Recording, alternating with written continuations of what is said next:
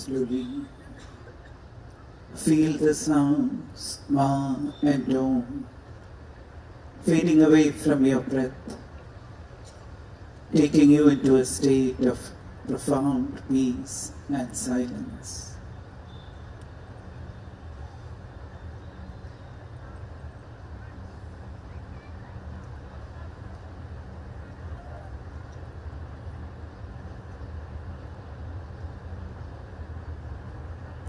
Like a bud blossoming into a flower, experience your heart blossoming and becoming one with the Supreme Consciousness.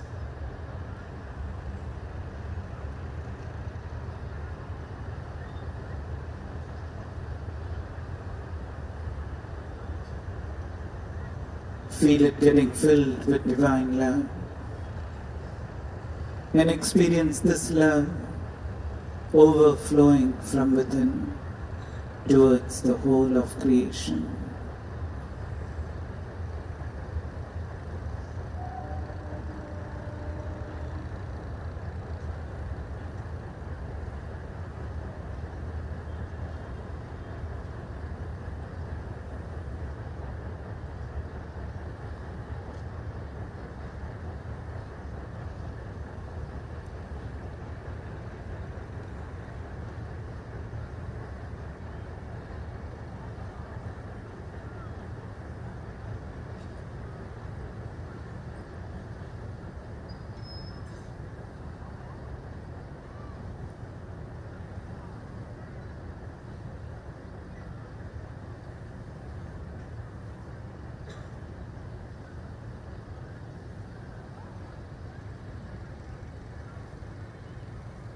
ശാന്തിയുടെ കുറിച്ച് ധ്യാനിക്കുക. ലോകം മുഴുക്കുള്ള ആകാശിനെ ശാന്തിയുടെ വെള്ളപുഷ്പം ലോകം മുഴുക്കുള്ള ഭൂമിയിലേക്ക് ഇടതടവില്ലാതെ എഴുന്നേറ്റ് പാവന ചെയ്യുക. Let us meditate for world peace and harmony as per Amma's instructions. Visualize white flowers of peace incessantly showering from the entire sky onto the entire earth. Our minds being limited, it is difficult to visualize the entire earth and the sky. You may visualize to the extent that your mind permits. Those who are new to this meditation, please have a look at the visual on the screen that demonstrates the visualization and meditate accordingly.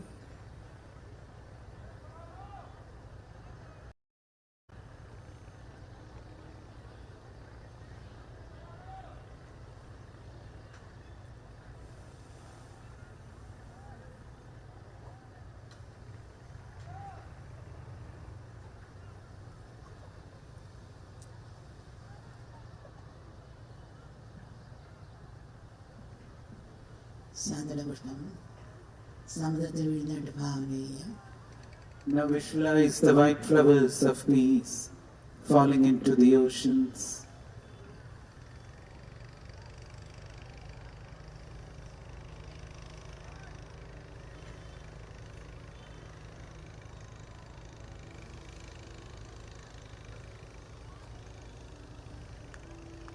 നദി വീഴുന്നതായിട്ട് ഭാവന ചെയ്യുക. Into the rivers.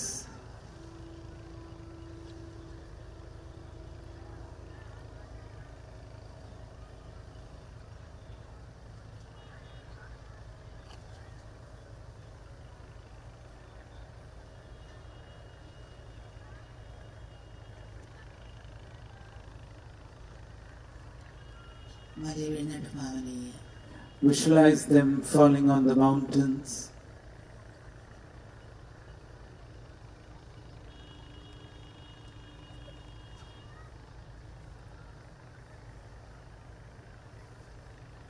കാടിൽ വീഴുന്നതായിട്ട് ഭാവന ചെയ്യുക. On the forests.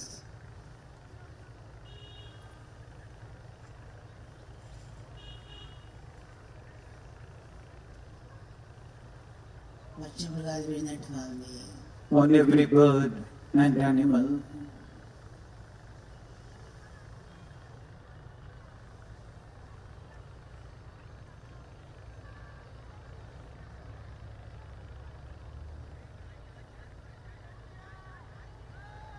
അതോടൊപ്പം ശിരസ് എഴുന്നേറ്റ് സങ്കല്പിക്കുക. And now visualize the white flowers of peace falling on your head as well.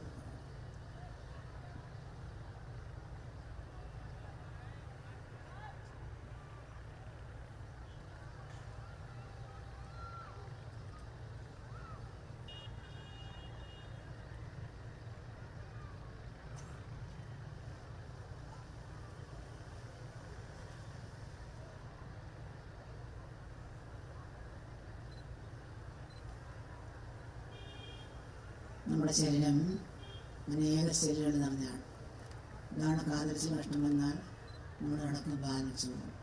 മസിൽസിന് നഷ്ടം വന്നാൽ അവസ്ഥ തളർന്നു പോകും. ഓരോ സെല്ലും അതിൻ്റെ സ്ഥാനമുണ്ട്.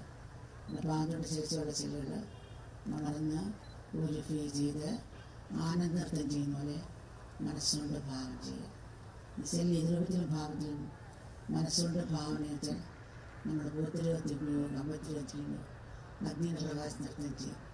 ഈ പാകത്തോട്ട് ശേഷിയുള്ള ലക്ഷലക്ഷങ്ങൾ സെല്ലുകൾ ഓരോരോ കുടുംബങ്ങളിലെയും സെല്ലുകൾ അതേ രൂപത്തിൽ അതേ ഭാവത്തിൽ അതേ കള്ളാറിൽ മിന്നിത്തിളങ്ങി നൃത്തം ചെയ്യുന്നതായിട്ട് മനസ്സുകൊണ്ട് ഭാവം ചെയ്യുക. അതോടൊപ്പം മനസ്സിൽ ആഹ്ലാദം പിടിച്ചിരിക്കുക. മനസ്സിൽ കൂടെ കുറേ കൂടെ പ്രവർത്തിക്കാൻ നോക്കുക. പുതിയ മക്കളുടെ സ്ക്രീനിൽ നോക്കിയിട്ട് അത് കണ്ടുപിടിക്കുക. Amma always reminds us that our bodies are made up of millions of cells, and each cell is significant. Even a tiny cell that gets dislodged in the inner ear canal can cause an imbalance in the body as we try to walk. When the cells of a muscle start degenerating, it affects the functioning of the whole muscle. Feel every cell right from your toes to the top of your head awakening, getting purified and dancing in divine bliss. Like the sparks emitted by a sparkler, feel the sparks of golden light permeating every cell. Experience the dance of millions of cells within, illuminated with the golden light. Experience the bliss within. Let us be alert and aware as we take part in this meditation. Let us not allow our minds to run after the shimmering seashells of worldly distractions. Those who are new to this meditation, please have a look at the visual on the screen that demonstrates the visualization and meditate accordingly.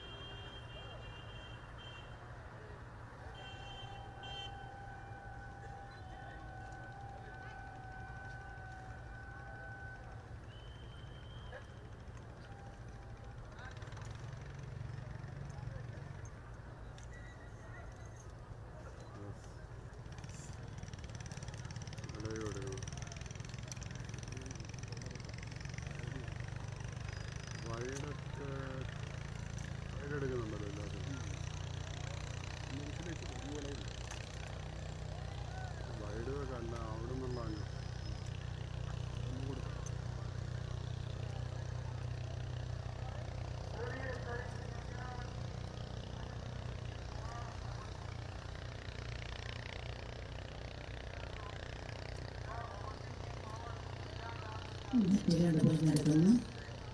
നെറ്റിയുടെ മധ്യഭാഗത്തിലേക്ക് ഒരു ത്രികോണം മനസ്സുകൊണ്ട് അറിഞ്ഞിട്ട് ഭാവന ചെയ്യുക. നമുക്കൊരു വെള്ളപ്പൊഴിക്കുന്ന ഒരു സങ്കല്പിക്കും. വെള്ളപ്പുള്ളം മിന്നി മിന്നി പ്രകാശിക്കുന്നു. ആ മിന്നലിനെ കുറിച്ച് ധ്യാനിക്കുക. ആ മിന്നലി ത്രികോണത്തിനുള്ളിൽ നിന്നൊരു ദീപം നിങ്ങൾ പുറത്തേക്ക് വന്ന് അത് വീതി കൂടി വാങ്ങോട്ട് ശിരസ് വരെ ചുറ്റി ചുറ്റി ചുറ്റി താൻ ജ്യോതിയായി തന്നെ ഇരിക്കുന്നതായിട്ട് മനസ്സിലുള്ള ലാസ്റ്റ് ഭാഗം. From the point between your eyebrows, imagine that you are drawing a triangle extending to the middle of your forehead. Visualize a self-luminous, glittering white pearl at the center of this triangle. Like a firefly glowing, visualize this pearl glowing in all brilliance. Be totally focused on this glow for a while. After some time, imagine this glow taking the form of a flame. Feel this flame growing bigger and brighter. Visualize it encircling your body right from your feet to the top of your head. Feel this light spreading around you everywhere. Imagine yourselves becoming one with this light. Those who are new to this meditation, please have a look at the visual on the screen that demonstrates the visualization and meditate accordingly.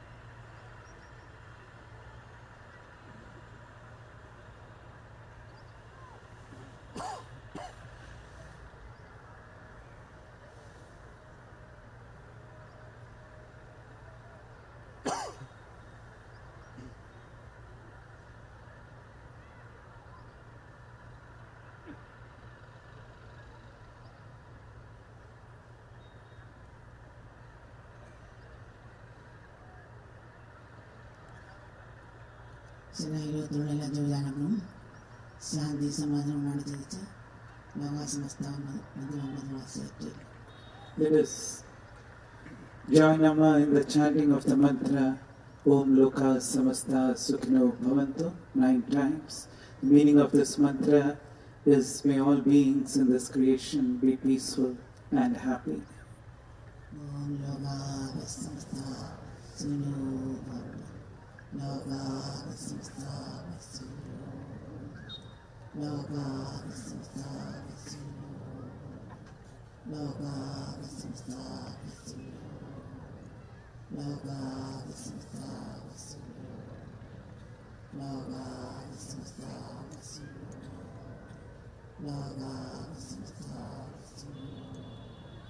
Yoga Vashistha Yoga Vashistha Yoga Vashistha Om Shanti Shanti Shanti Om Shri Guru Hari Om.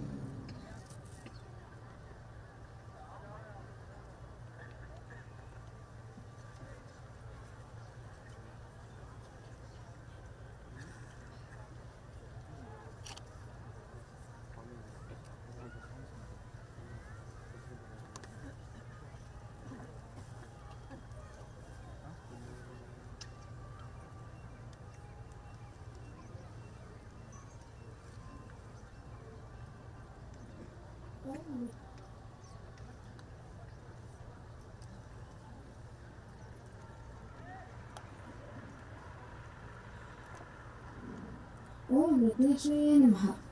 We are now in Ayodhya, the city of Rama. Some time ago, I heard an Amrita Swamiji speaking about Yoga Vashistha. So, some say it is Rama's Bhagavad Gita. This made me curious. So I asked my grandfather about it.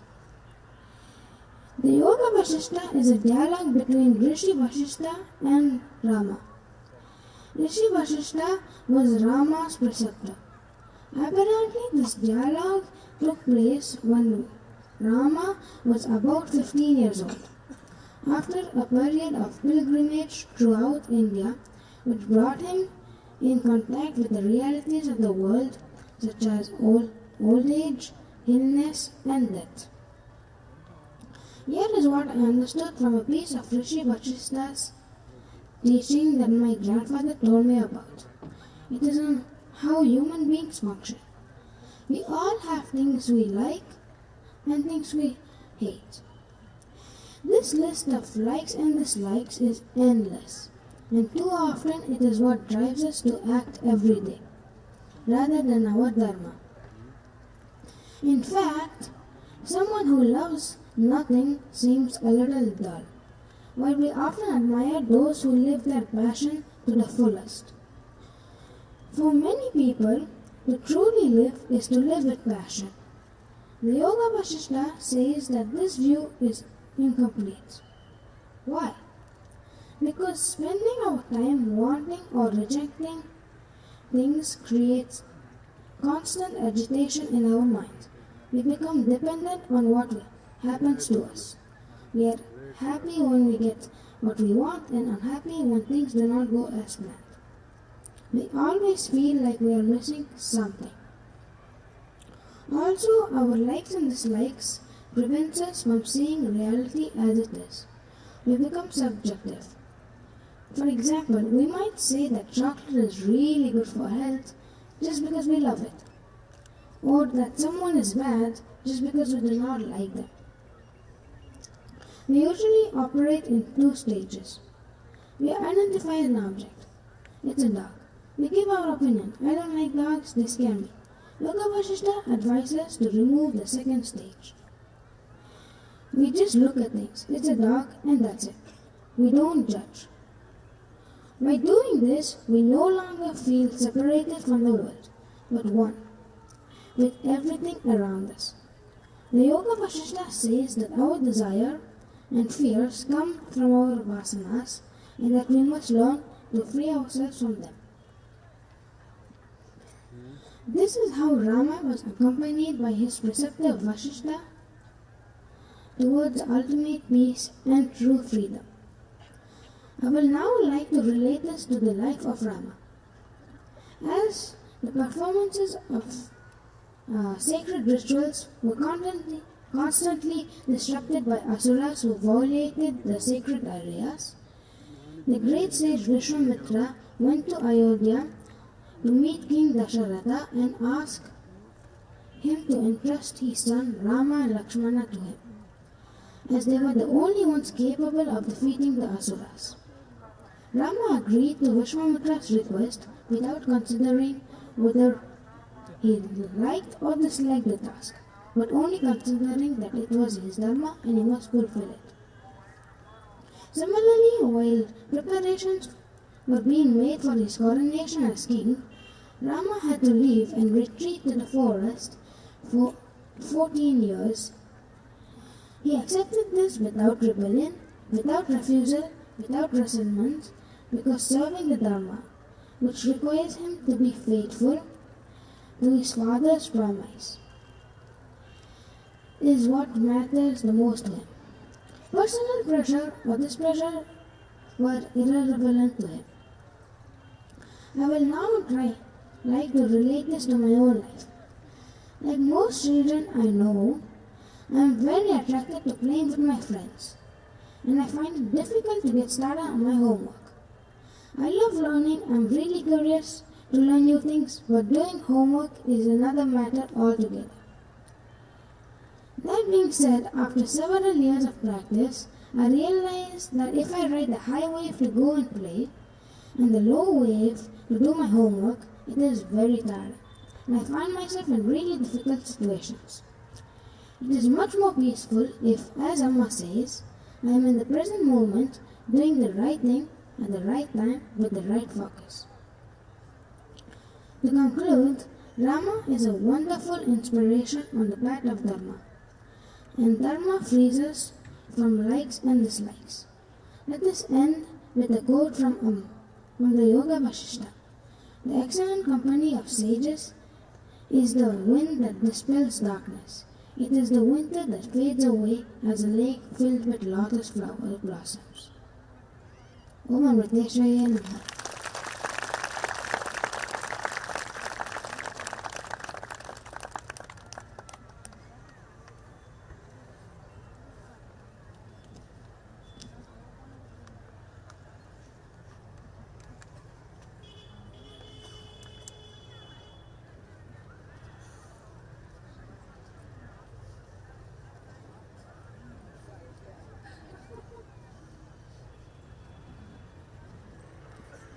Om Amriteshwaya Namaha.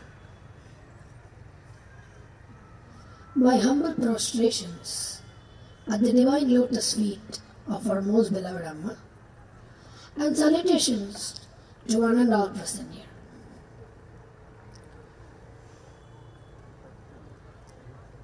First, let me thank Amma with heartfelt gratitude for giving me a chance, an opportunity to come with Amma to Ayodhya in the train.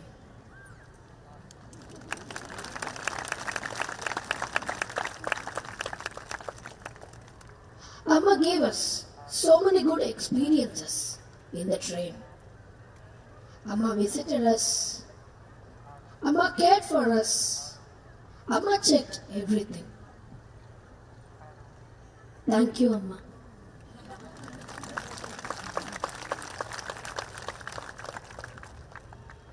Now, let me share a story with you. Once, at the court of King Boja, the scholars sitting around him, one of the scholars stood up and started praising him non-stop. That your country is the best. There is no dharma, no untruth. Everyone is trustworthy. Everyone follows Dharma. Then a crow flew over there and pooped on the scholar's head. The king got super angry. The king asked the crow, "Why did you do like this? I'm going to kill you." Then, surprisingly, the crow started speaking. The crow said, "I pooped on the scholar's head because the citizens, not the citizens, but your courtiers itself, they don't follow Dharma. They don't follow the truth." Then Bojaraja asked, "What's the proof?" Then the crow said, "I'll show you."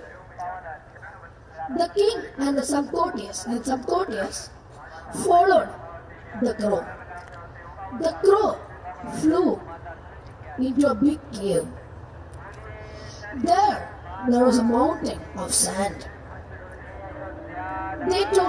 The crow told the people with the king to remove the sand and dig. When they removed the sand, they saw a lot of shining gems.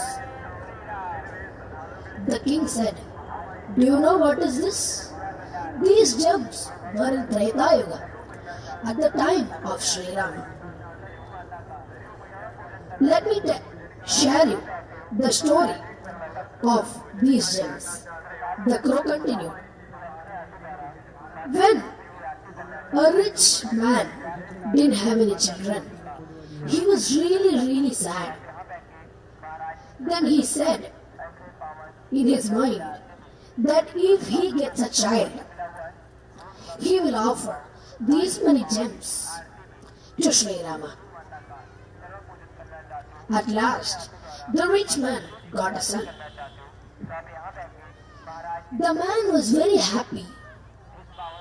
He came with these gems and went near Sri Rama. Sri Rama said, I don't accept anything from others. I don't need it.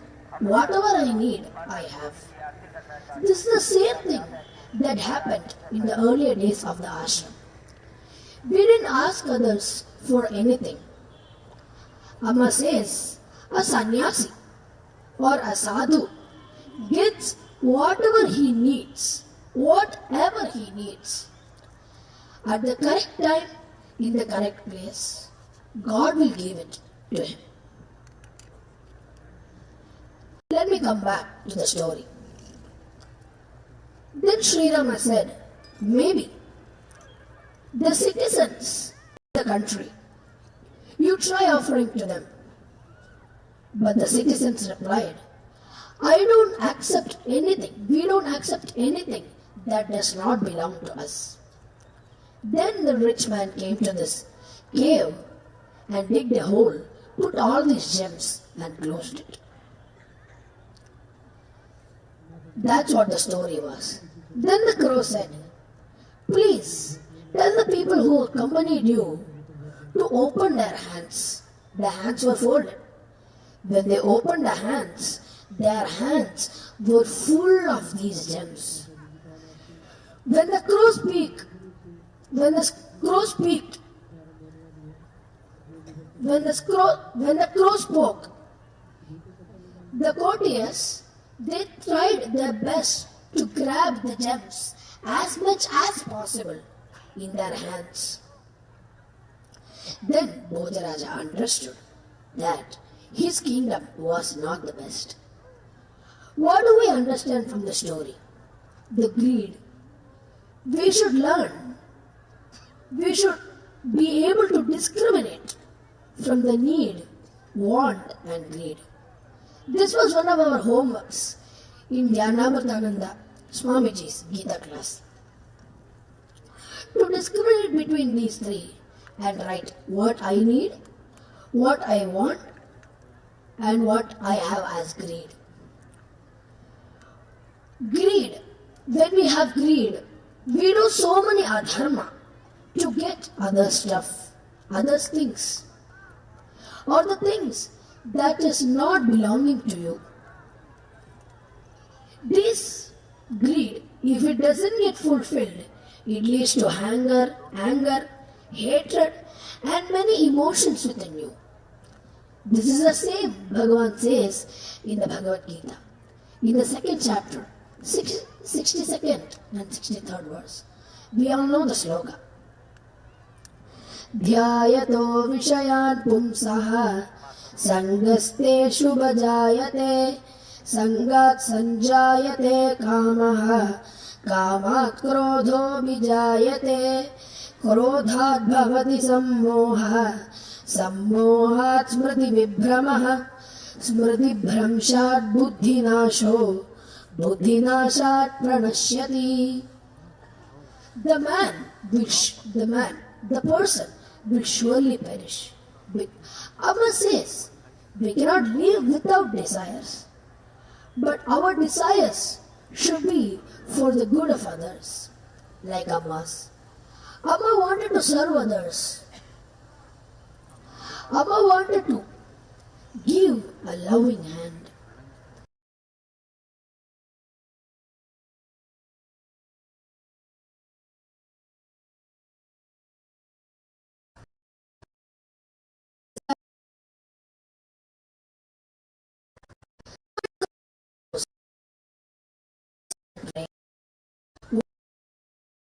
The attempt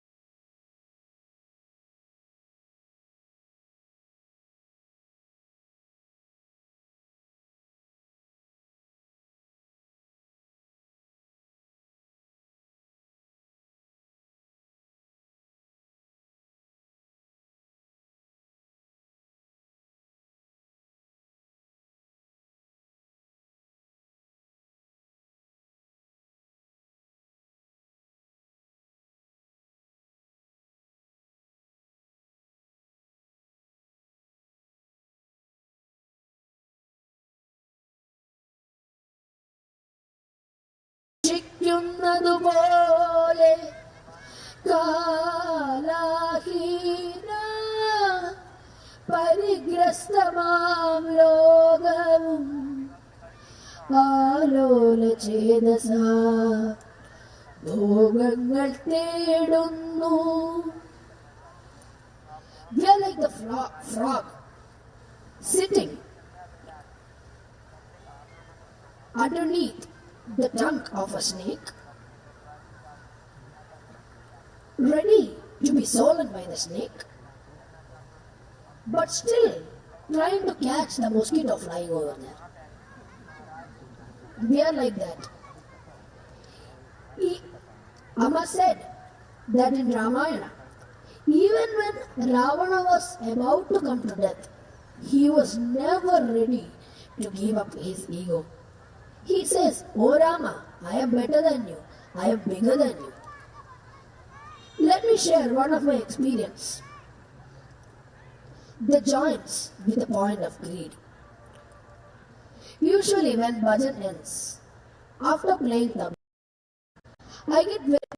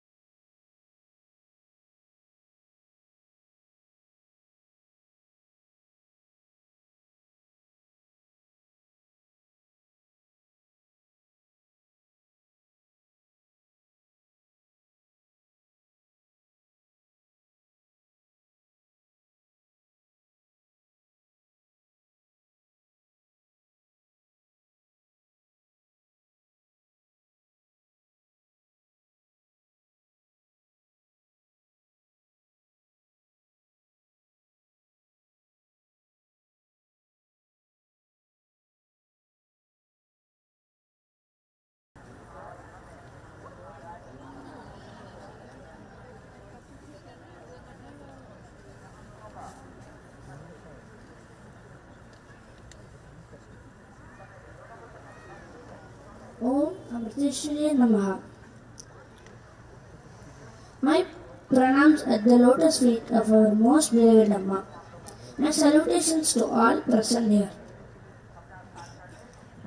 We are in Ayodhya, Rama's birthplace. We are in the land. This sacred land which Rama was born on and stepped on. So we should all be grateful to Amma for creating this opportunity. First, let us look at Amma. Let us look at Rama. He is also called as Maryada Purushottama. He always had a balanced mind. He had a lot of struggles in his life, but he always crossed all these obstacles and hurdles flawlessly because he always had a calm and balanced mind. Especially the day before he was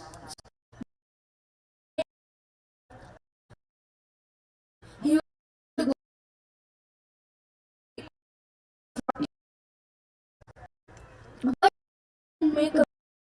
didn't fight with his father.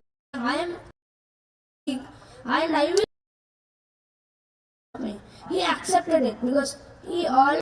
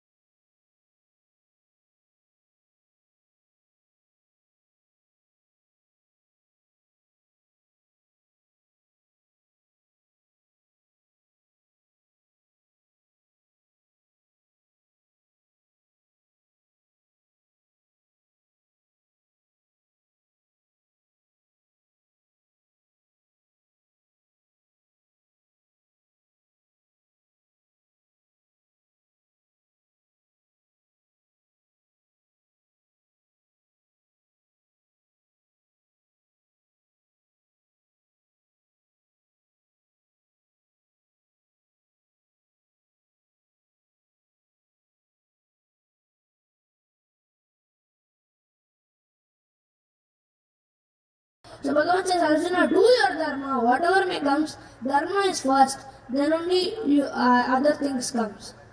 And don't try to become somebody else. Greet all the obstacles and hurdles with a calm mind. Samatva.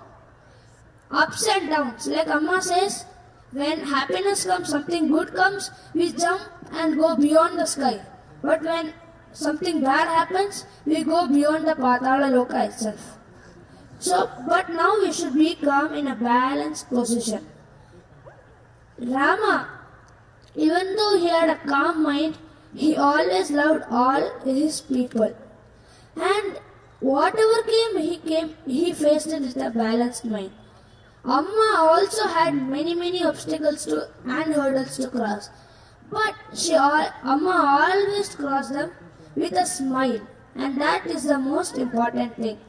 We all should face all our obstacles with a smile on our face. Even though how much pain we are enduring, smile is number one. So, for Rama, his dharma was to establish the righteousness. So, Dharma always took everything, Rama always put everything second. And first was Dharma. First of all, Rama could have gone alone to Lanka and destroyed the whole Lanka in a matter of moments. But he didn't. The great voyage of Ramayana, Rama goes from Ayodhya till Lanka. He gathers all the monkeys and he meets and free and blesses many people like Shabari, Kabanda, Jatayu. He lives in Panchavati forest, thus blessing the whole place. His footsteps were blessed, so wherever he walked, it was very, very blessed. And so he could have gone alone, but he didn't.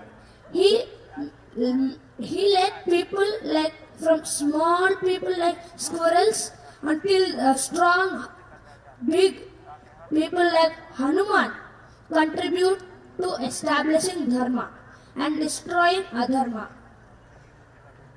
And now that happened in Treta Yuga. Now in Kali Yuga, Amma could have gone alone through the flight to here to establish this great deed. But Amma did it. She gathers all these monkeys, all of us, and went together and came here to establish Dharma.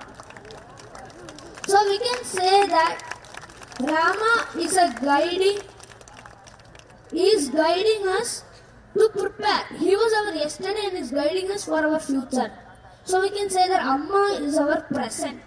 She is also making us prepare for the future. If Rama was our yesterday, Amma is our today. And both of them are helping us for us to prepare for tomorrow. So, to conclude, we are in the sacred sanctum of Rama, and when I രാമന്റെ റോഡുകളാണ് നമ്മൾ സഞ്ചരിക്കുന്നത്. രാമനെ മറന്നു പോകാൻ Am I saying that we are all traveling on the road that was prepared by Lord Rama? So we cannot say that this. ഒന്നും മറക്കാൻ പറ്റില്ല, പാടില്ല. We cannot forget his contribution. What Amma follows is also the Rishi Parampara, the road set by the Rishis and by the previous incarnations. Okay. So, to end, I will share my experience when I entered the temple. So, right when I entered the temple sanctum, I felt a little bit emotion. I felt emotional because my father mentioned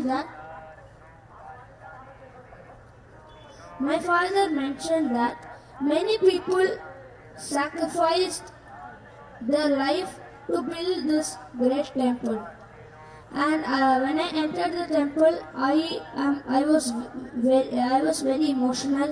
I was praying for them because they also contributed to build this great temple. And my father also mentioned that my grandfather also was one of the Karsevaks who came and one of the Karsevaks who prepared here. And when I entered the temple, I heard him. And I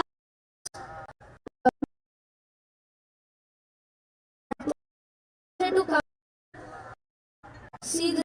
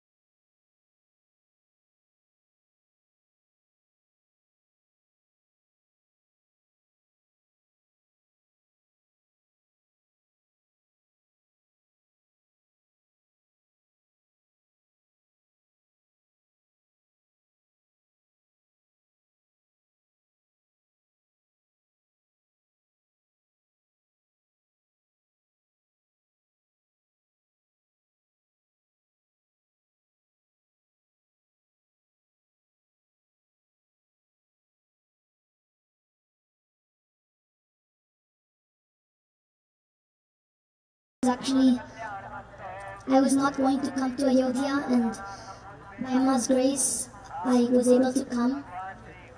And I'm very grateful that I can be in this sacred, amazing place of Rama's life, where Rama had been brought up and born in Ayodhya.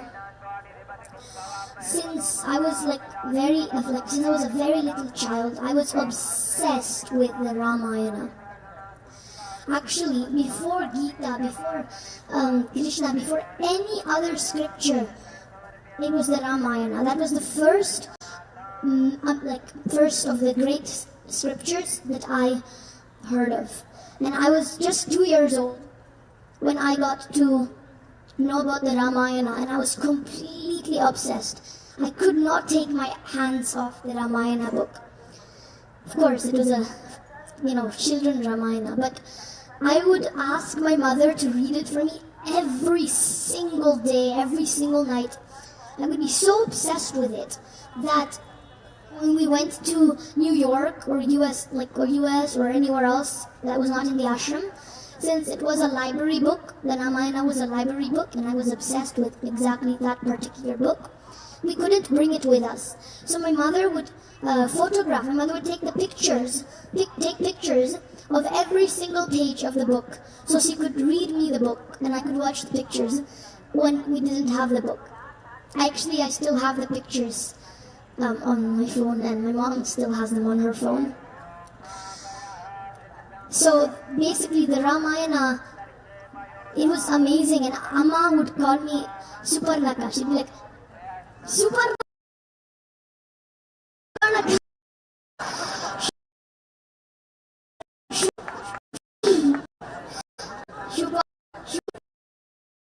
Amma would be like, Suparnaka. And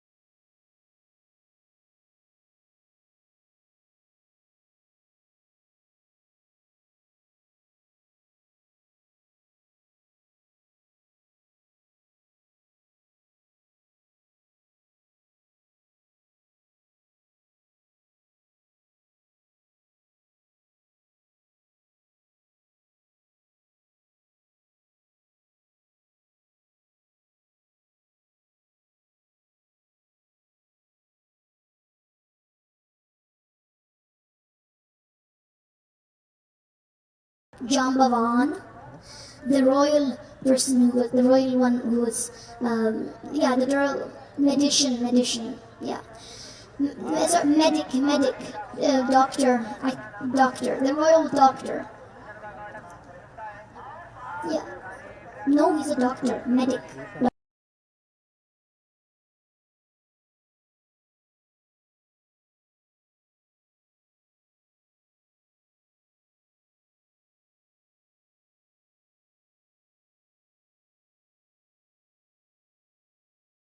Doctor. Yes, Jambavan, the royal doctor, he did whatever he was.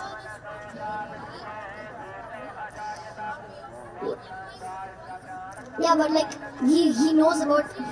Fine, I'm wrong. Jambavan, what is it? Jambavan, the king of the bears, which is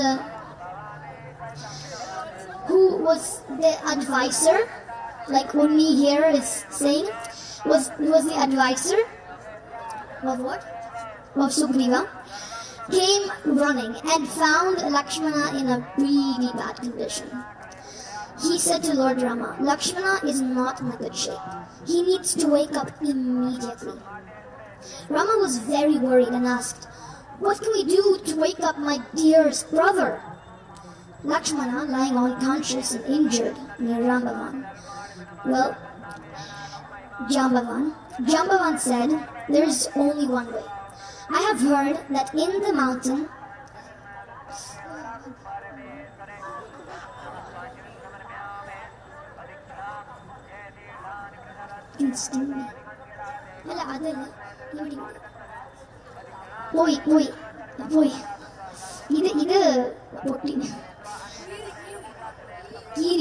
Kiri.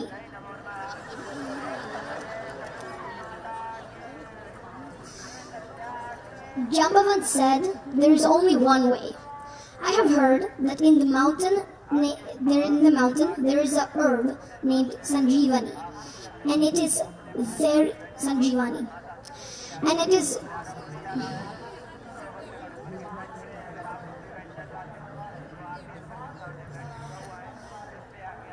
there is Sanjeevani. I don't know. I've been really bad in my pronunciations lately. Sanjeevani.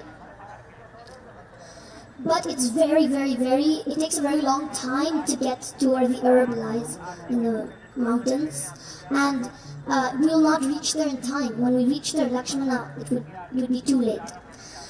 So, basically, Hanuman's eyes lit up with confidence and said, Oh Rama, I can go. I have crossed the ocean. I can go very quickly to the mountains and get the Sanjeevani herb in time so that we can save Lakshmana. So then Hanuman, he went, and when he came to the mountain, he found he didn't know how many herbs were necessary. So he picked up the whole mountain and flew with the whole mountain, which is the picture that's always seen when you think of Hanuman, which is him carrying the mountain and flying back to Lakshmana. And then in the story, Lakshmana gets saved because of the Sanjeevani. And yes. So basically this is one of my favorite stories in the Ramayana. And when I was thinking about what I should do for a satsang, I thought about the story and I thought, how can I relate? How can this story teach us something in our life? What I think is that in life, we're in a very critical condition. We have Maya all around us. Wherever we look, there will be desires, temptations, especially in this new, updated version of the world. We have cell phones, ChatGPT, Gemini, like Aravind said.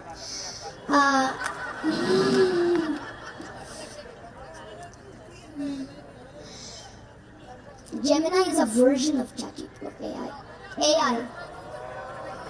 But it's using AI. I gave up. There's advertisements everywhere. It's very hard. So we're in a very critical condition. At least I always get tempted by everything, and it's very hard to not listen to the desires and do the meditation and stay on the path. Then, in this critical condition, we need to have the Sanjeevani. And in the story, the Sanjeevani was an herb in the mountains. But in our day-to-day life, in the Kali Yuga, the Sanjeevani is Amma, the Guru, the spiritual shastras, meditation, japa, all of these things are the Sanjeevani. Now, when we want to apply a medicine, you can only, if you apply the medicine, you will feel better.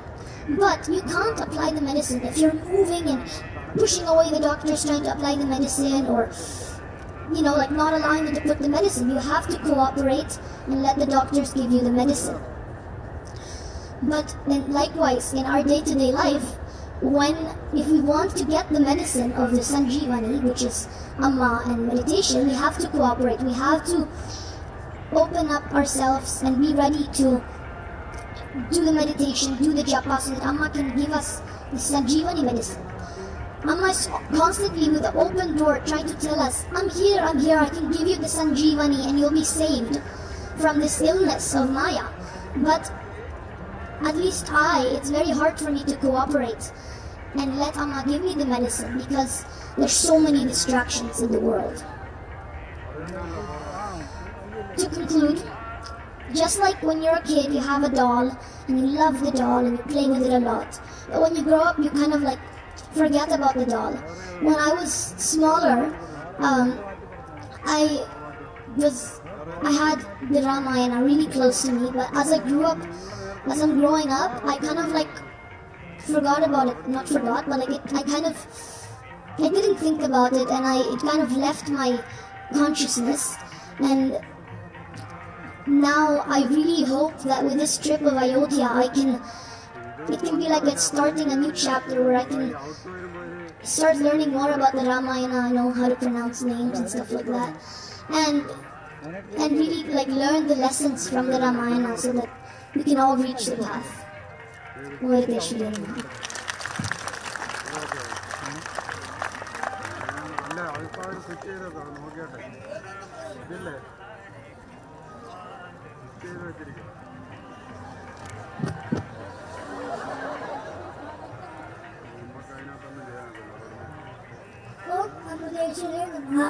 അയോധ്യയിലെ രാജാവായിരുന്നു ദശരഥ മഹാരാജാവ്. അവർക്ക് 3 ഭാര്യമാരുണ്ടായിരുന്നു. കൗസല്യ, കൈകേയി, സുമിത്ര. അവർക്ക് കുട്ടികൾ ഉണ്ടായിരുന്നില്ല. അപ്പോ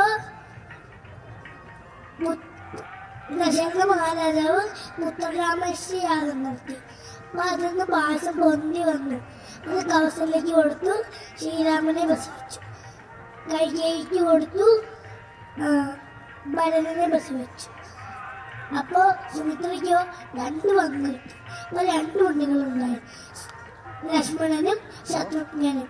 അവരങ്ങനെ പഠിച്ച് വളർന്ന് ശ്രീരാമദേവൻ സീതാദേവിയെ കല്യാണം കഴിച്ചു. ലക്ഷ്മണൻ ഊർമിളയെ കല്യാണം കഴിച്ചു. ശത്രുഘ്നൻ ശ്രുതികീർത്തിയെ കല്യാണം കഴിച്ചു. ഭരതൻ മാധവയെ കല്യാണം കഴിച്ചു. അങ്ങനെ പഠിച്ച് എല്ലാം വളർന്ന് അപ്പോ കൈകേയി പറഞ്ഞിട്ടുണ്ടായിരുന്നു, എനിക്ക് കൈകേയി പറഞ്ഞു ശ്രീരാമദേവനോട് ഭരതനോട് ശ്രീരാമദേവൻ കാട്ടിലേക്ക് പോകണമെന്ന് 14 കൊല്ലം. അപ്പൊ ഇവിടെ ഭരതനും ശത്രുഘ്നനും കൈകേയി രാജ്യത്തിലേക്ക് വരുന്നുപോയി. അപ്പൊ അവരവിടെ 14 വർഷം നിന്നു.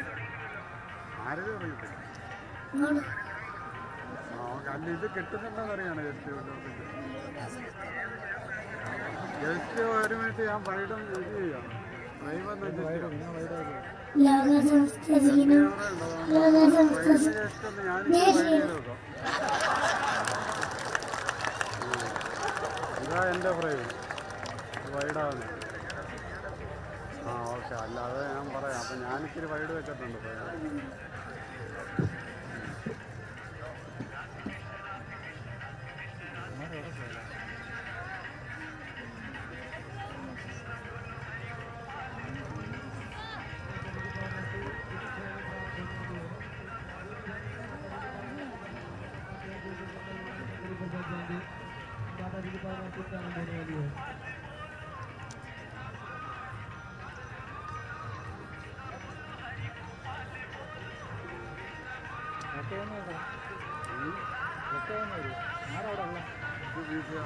അവിടെ ഇവരുടെ നമ്പറുണ്ട്.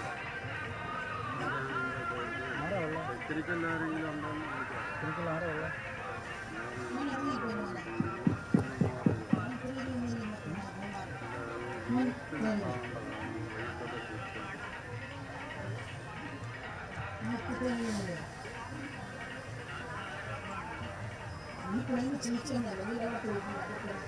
ഇതിപ്പോ എടുക്കുന്നില്ല.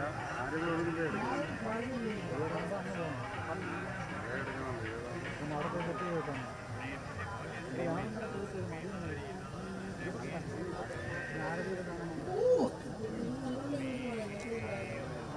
എന്നാൽ നിങ്ങൾ അങ്ങോട്ട് വിട്ടാൽ മതി, ഞാനിത് നോക്കാം. നമ്മൾ രണ്ടുപേരും ഇവിടെ നിന്നിട്ട് കളിച്ചോണ്ട് ഒരു നിങ്ങളെ എന്നാൽ ഇതിന് റേഞ്ചിൻ്റെയും ചെറിയ കുഴപ്പമുണ്ട്.